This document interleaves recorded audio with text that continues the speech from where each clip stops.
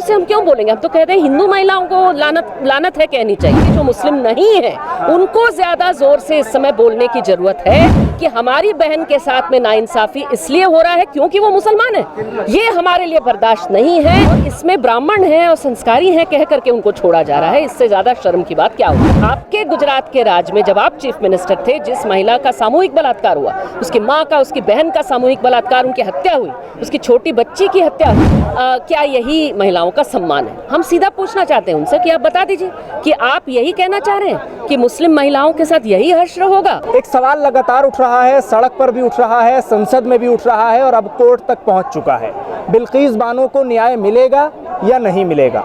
ये सवाल है जो हिंदुस्तान ही नहीं बल्कि इस वक्त पूरी दुनिया में गर्दिश कर रहा है। उसी को लेकर दिल्ली के जंतर मंतर पर आज सैकड़ों की संख्या में लोग जुड़े हैं, प्रदर्शन कर रहे हैं। मेरे साथ CPI-ML की नेता कविता कृष्णन मौजूद हैं इसी मुद्दे पर बातचीत करने के लिए। सीधा सवाल आपसे, क्या इंसाफ की ये लड़ाई अब इतनी सख्त हो चुकी है कि संसद, सड़क, सुप्रीम कोर्ट, लेकिन फिर भी इंसाफ नहीं? इंसाफ होने की बात नहीं है, इंसाफ किया गया, उसमें उसको उस इंसाफ को हटा करके उसको नाइंसाफी में बदला गया।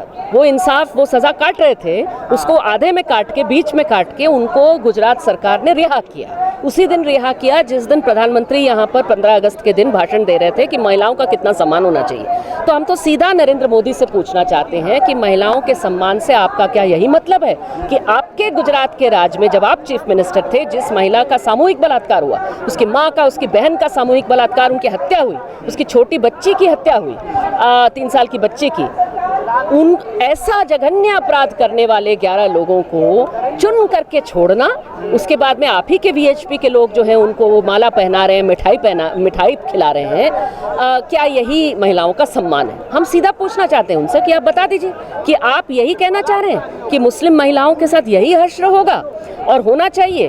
और ऐसा करके उसके बाद आप उसी गुजरात में, उसी गुजरात सरकार के लिए वोट मांगने जा रहे हैं। आज गुजरात के दौरे पर हैं आप। तो हम तो सीधा सवाल करना चाहते हैं, हम चाहते हैं देश का हर नागरिक वो इतनी जोर से सवाल उठाएं और तब तक सवाल उठाएं जब तक नरेंद्र मोदी का इसी सवाल पर मुंह न खुले। तो गुजरात गए तो फिर वहाँ मुस्लिम महिलाएं क्या करें? उनका गुजरात में क्या करना चाहिए? देखिए, मुस्लिम महिलाओं से हम क्यों बोलेंगे? हम तो कह रहे हैं हिंदू महिलाओं को लानत है कहनी चाहिए। ये मुस्लिम महिलाओं के करने का वक्त नहीं है। बिल्कुल, ये सवाल ये है कि कोई भी महिला, और खास करके जो मुस्लिम नहीं है, उनको ज्यादा जोर से इस समय बोलने की जरूरत है कि हमारी बहन के साथ में नाइंसाफी इसलिए हो रहा है क्योंकि वो मुसलमान है। ये हमारे लिए बर्दाश्त नहीं है। हम एकदम इसके खिलाफ आवाज उठाएंगे। और आज जो पूरे देश में प्रदर्शन हो रहे हैं वो सिर्फ कोई मुस्लिम्स के नहीं हो रहे। आज यहाँ भी ले लीजिए तो बहुत सारे लोग आए हैं, उसमें जितने हर मजहब के लोग हैं, बहुत सारे युवा हैं, बहुत सारी युवा महिलाएं हैं, और सारे जो है वो शॉक्ड है इस बात से कि भाई आप जो है वो निर्भया के नाम पर वोट मांगे थे नरेंद्र मोदी,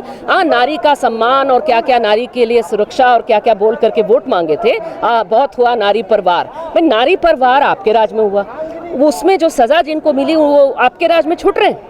ये क्या है? ये तो नारी पर दोबारा वार है ये। और इस वार को आप गुजरात चुनाव को देख करके किया जा रहा है। तो और इसमें ब्राह्मण है और संस्कारी है कह करके उनको छोड़ा जा रहा है। इससे ज्यादा शर्म की बात क्या हो सकती है? लेकिन एक चीज़ जो आपने ये ब्राह्मण वाली यहाँ इस्तेमाल की, तो ये जो कहा गया है ना, तो ये किस तरफ इशारा दे दिया गया? यानी अब जो इंसाफ मिलेगा और जो फैसले होंगे तो क्या वो जुर्म के आधार पे नहीं बल्कि जाति, धर्म, संप्रदाय के आधार पर होने लगेंगे क्या देश में?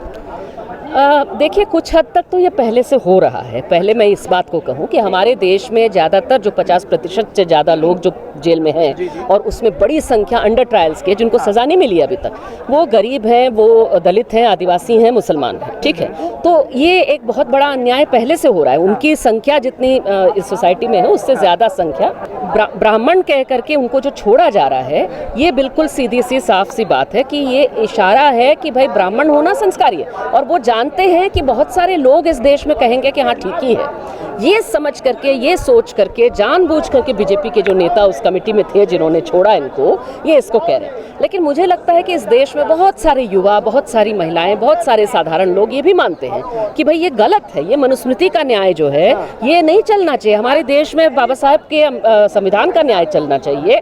और इसमें ब्राह्मण है कह करके आप बलात्कारियों को और हत्यारों को जो है वो जल्दी छोड़ रहे हैं, जल्दी रिहा कर रहे हैं। इससे ज़्यादा बड़ा अन्याय, इससे ज़्यादा शर्म नहीं हो सकता। 75 साल देश की आज़ादी के हो रहे हैं में, तो ये क्या यही अमृतकाल है जिसको नरेंद्र मोदी दिखा रहे हैं हम लोग को? ये सब आखिरी सवाल कविता जी आपसे, 2-3 नारे थे। पहला ये कि बेटी बचाओ बेटी पढ़ाओ, ठीक है, और दूसरा नारी पर बहुत हुआ वार अब की बार मोदी सरकार। उसके साथ 3 तलाक का एक मुद्दा उठाया गया था जो कि ख़ास तौर से मुस्लिम महिलाओं के लिए था, और उस पर डंके बजाए गए थे कि हमने मुस्लिम महिलाओं को कितनी बड़ी राहत दी है। तो आज मैं कविता कृष्णन से ये जानना चाह रहा हूँ कि क्या वो राहत एक बिल्कीस बानो के लिए मोदी सरकार की नज़र में कुछ रही नहीं, या फिर वो एक छलावा था, या ये छलावा है? देखिए, वो राहत तो इस सरकार ने नहीं दी, ठीक है, ये गलत बात है, ये झूठी बात थी 3 तलाक वाली बात, क्योंकि 3 तलाक वाला वर्डिक्ट तो खुद मुस्लिम महिलाएं जाकर के सुप्रीम कोर्ट में लड़ी थी और वहाँ से उनको वर्डिक्ट मिल गया था, उनको वहाँ से ऑर्डर मिल गया था। डंके सरकार ने जो बजाए ये झूठे बजाए, ये गलत बजाए, और ये बिल्कुल बहुत बड़ा झूठ था। उस समय भी हम लोगों ने कहा था कि जिस महिलाओं को, जिन मुस्लिम महिलाओं को आप हत्या कर रहे हैं, जिन मुस्लिम पुरुषों को आप लिंचिंग कर रहे हैं, जिसकी उनकी पत्नियों के बारे में आप क्या सोच रहे हैं? और आज सवाल तो और साफ हो गया कि भाई बिल्किस बानो के बारे में आप क्या सोच रहे हैं? क्या मतलब 3 तलाक के सवाल पर आप जितना बोलते हैं, गरजते हैं नरेंद्र मोदी, वो इस सवाल पर क्यों चुप है?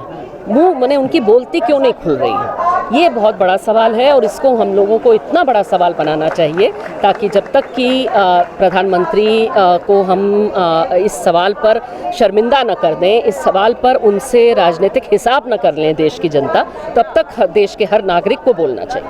ठीक, बहुत शुक्रिया बातचीत करने के लिए। कविता कृष्णन जी हमारे साथ इस वक्त मौजूद थी। उन्होंने साफ लफ्ज़ों में एक बात तो कही है कि देश के प्रधानमंत्री नरेंद्र मोदी से ये सवाल लगातार पूछा जाना चाहिए कि जब 3 तलाक का मुद्दा उठ रहा था तो तब ज़ोरों शोरों से प्रधानमंत्री मोदी ने उस पर डंके बजवाए थे बीजेपी सरकार ने, और अब जब बिल्कीस बानो के इंसाफ की बात आ रही है तो मुंह में दही सबके क्यों जमा हुआ है, ऐसा कविता कृष्णन का कहना है।